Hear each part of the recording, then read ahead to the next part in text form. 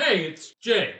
I'm Maggie. Today, we're starting the first in a new series where we break down Pokemon powers from different Pokemon types and see how they stack up against the real world. We're kicking off things with the High Flyers. Here are 10 real life superpowers behind your favorite flying types.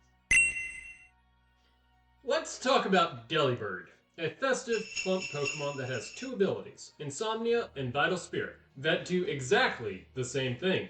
They prevent sleep. It sounds like a superpower, or a typical night for me. But in the real world, the Chinstrap Penguin takes no sleep to a terrifying new level. Most animals take a long snooze, either at night or during the daytime. These guys, they take up to 10,000 micronaps a day, each averaging just 4 seconds. Basically, these little guys can rack up to 11 hours of sleep per day via thousands of tiny micronaps, speedrunning sleep like they're trying to unlock the new level of existence. This bizarre nap schedule helps these birds stay alert 24/7 while keeping watch over their nests. Delibird's sleep immunity is just a fantastic twist on this real-world superpower. I see you when you're sleeping. I know when you're awake. Tailwind is a stable move in competitive play that allows you to double your team's speed, but for some real-life flying-type animals, it's the only way to travel. Mosquito, for example. On their own, they're not winning any drag races, but they're experts at catching high-altitude wind highways. In fact, some mosquito species can travel hundreds of miles in a single night by just hitching a ride on the breeze. It's a literal IRL Tailwind exploit. 1 out of 10 stars, very unbalanced. Please nerf the bugs. Let's talk Gyarados. Gyarados is a flying type that can't learn fly. Why? My goals are beyond your understanding. Because it's based on the leaping carp myth, where a fish that jumps over the dragon gate becomes a dragon. Real-life carp can't fly either, so this flying limitation is reflective of Gyarados' humble beginnings. But real carp can get pretty close. For example, did you know the silver carp can jump up to 10 feet out of the water? They do it when they're startled by boat motors. Silver carp certainly aren't turning into dragons anytime soon, though. They're just hitting the fishermen in the face, which, to be fair, is a very Gyarados thing to do. Pokemon lore says Lugia is so powerful that a single flap of its wings can cause a 40-day storm. That's a lot of property damage for one bird. Interestingly enough, humans in the real world have been blaming birds for the weather for centuries. Sailors used to think storm petrels, tiny little seabirds, actually caused hurricanes.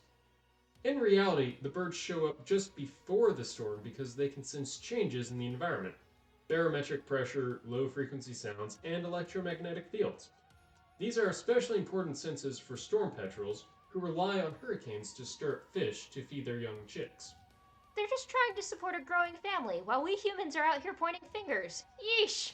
Don't shoot the messenger truly applies here. Maybe Lugia isn't starting the storm, it's just the only one who checked the forecast this morning. Speaking of Lugia, this legendary signature flying type move is Aeroblast, a literal vortex of air that rips through the competition. But here's a real bird that looks and sounds like it's about to launch a compressed air attack. The Shoebill Stork. Ah, yes, the bird that looks like it's judging your entire soul. Exactly. While Lugia uses air as a weapon, the Shoebill Stork creates its own acoustic Aeroblast. They perform machine gunning, which is a rapid snapping of their bill that creates a sound so loud and pressurized, it sounds like an actual firearm, or even a mini sonic boom.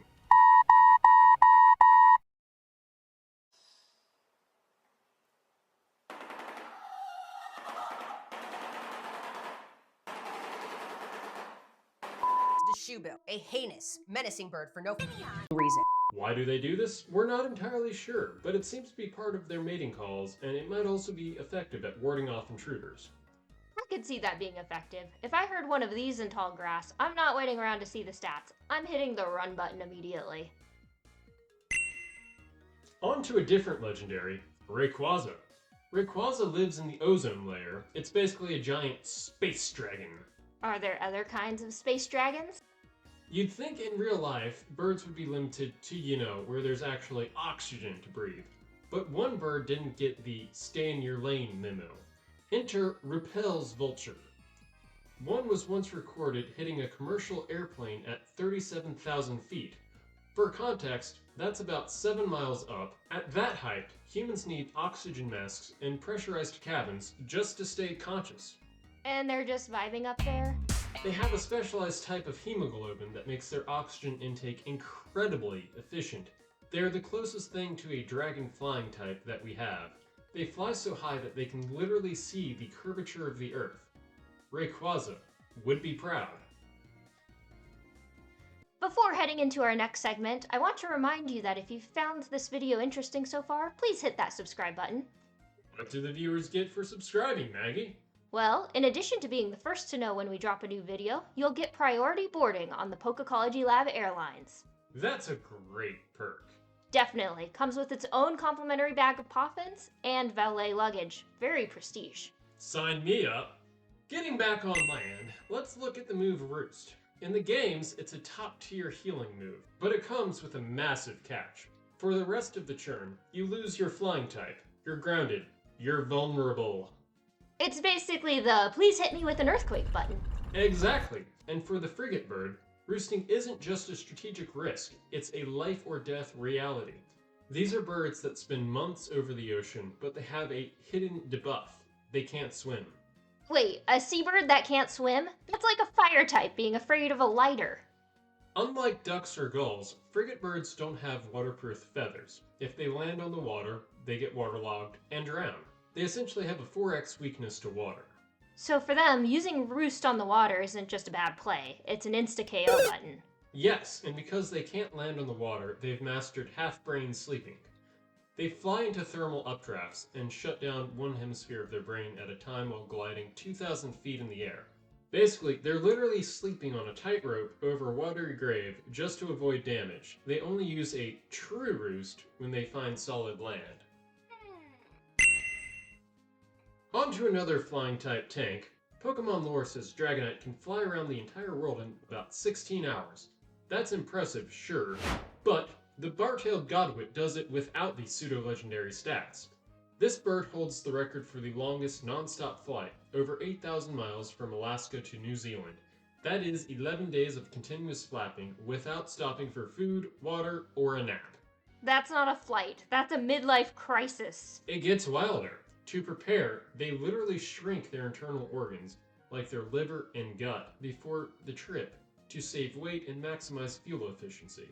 These birds turn themselves into a lean, mean, flying machine. That's real-life Pokemon evolution if I've ever seen it. Now let's talk speed tiers. In Pokemon, Talonflame has the ability Gale Wings. This gives all its flying type moves priority, meaning you're hitting first before the opponent can even blink. In the real world, the Peregrine Falcon is the undisputed king of the priority bracket. When these birds go into a stoop, their signature hunting dive, they reach speeds of over 240 miles per hour. It moves so fast that if it hit a human, it would be like getting tackled by a feathered bowling ball. Rest in peace, my ribcage.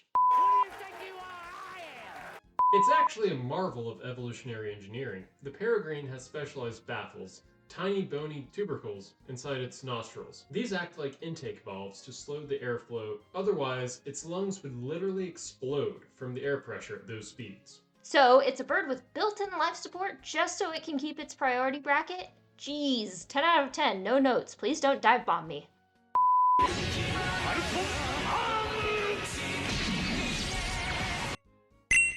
Check out the Lyrebird. It's the ultimate flying normal type. It doesn't just sing, it uses Mirror Move to copy almost any sound it hears in the forest to confuse rivals or predators. Okay, that's not a bird, that's a spy gadget. It's better than a gadget. They can mimic chainsaws, camera shutters, and even other species of birds to trick them away from food.